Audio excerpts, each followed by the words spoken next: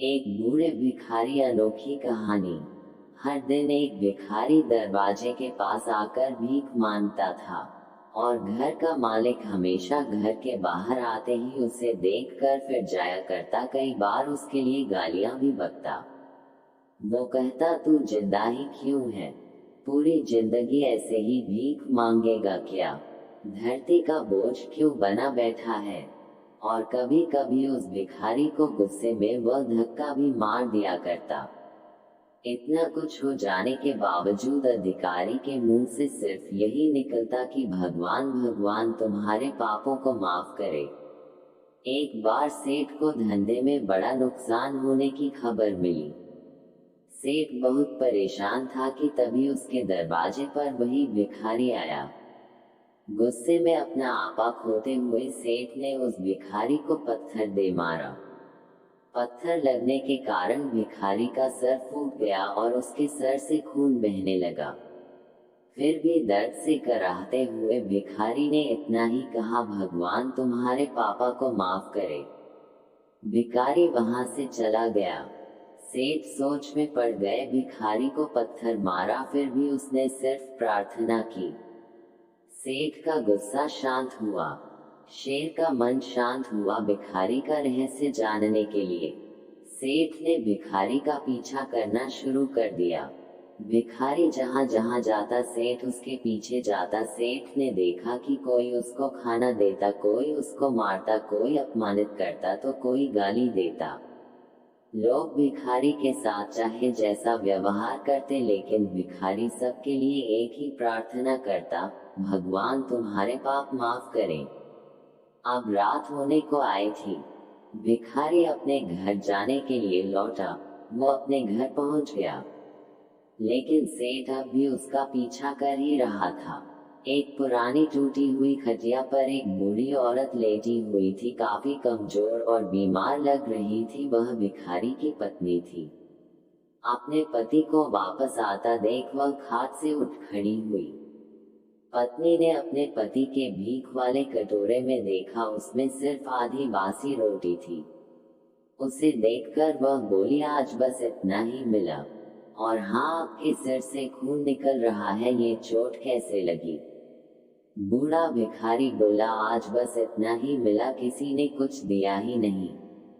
सबने गालियां दी और एक नए पत्थर भी फेंकना, इसीलिए मेरा सर फट गया। एक गहरी ठंडी सांस लेकर बूढ़ा भिखारी फिर से बोला, यह मेरे ही पापों का फल है। तुम्हें याद है, कुछ सालों पहले हम कितने अमीर थे? क्या कुछ नहीं था हमारे पास? हमारे पास हर चीज जरूरत से ज्यादा थी, लेकिन हमने कभी दान नहीं किया। और उससे भी बुरा हमने उस अंधे भिखारी के साथ किया जो हमारे द्वार पर भीख मांगने आया करता था। बूढ़ी पत्नी की आंखों में आंसू आ गए। वह बोली, हाँ, हम उस बेचारे अंधे के साथ बहुत बुरा करते थे। उसका अपमान करते थे। उसे खाने के लिए रोटी की जगह कागज दिया करते। उसका मजाक उड़ाया करते और कभी कभी मारा भी करते। मैंने कभी उसको रास्ता नहीं दिखाए। एक बार मैंने उसके मुंह पर मिट्टी भी फेंकी थी और वह हमेशा दुखी होकर यही कहता कि भगवान तुम्हें तुम्हारे किए की सजा देगा। भगवान तुम्हारे पापों की सजा जरूर देगा। उसका श्राप सच हुआ और हम इस दुख भरी जिंदगी में आ गए। भिखारी बोला, हाँ, उसका श्राप सच हुआ, इसलिए मैं किसी को बददुआ नहीं देता। चाहे कोई मेरे साथ कैसा भी बर्ताव करे, मैं हमेशा उसके लिए प्रार्थना करता हूँ।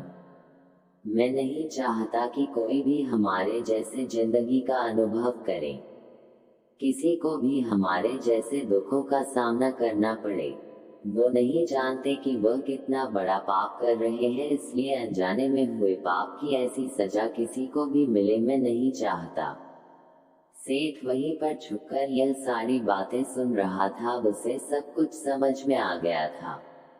भिखारी और उसकी पत्नी ने वह आधी रोटी मिल बांट कर खाई और भगवान को धन्यवाद बोलकर सो गए। अगले दिन बड़ा भिखारी फिर से भीख मांगने गया। सेठ के घर के पास जाते हैं। सेठ ने पहले से गरम रोटियां उसके लिए निकाल कर रखी थी। उसे देते हुए सेठ विनम्रता से बोला, माफ कर दीजिए बाबा, उसे बहुत बड़ी गलती हो गई। बूढ़ा भिखारी बोला, भगवान तेरा भला करे। इतना कहकर वह आगे निकल गया। इस कहानी से जो सीख लेने लायक है वह बड़ी ही सिंपल है कि आदमी चाहे किसी के बारे में बुरा कहे या भला करे, लेकिन भगवान सिर्फ कर्म के हिसाब से उसको फल देता है। क्या हुआ अगर भगवान नहीं दिखता है, लेकिन ये बात बिल्कुल सच है, उसके खाते में सबका हिसाब बहुत बहुत पक्का होता है। इसलिए जब किसी के लिए कुछ भी करो तो अच्छा ही करो।